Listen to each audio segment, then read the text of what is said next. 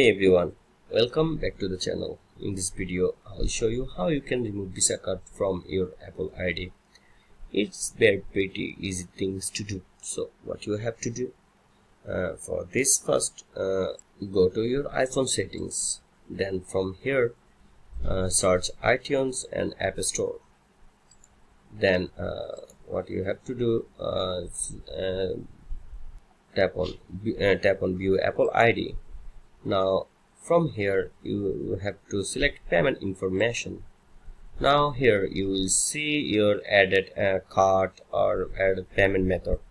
What you have to do, just select it and you will see two options, remove or delete.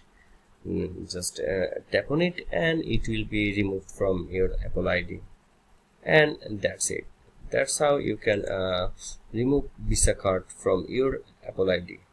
If you found this video helpful, don't forget to give a like.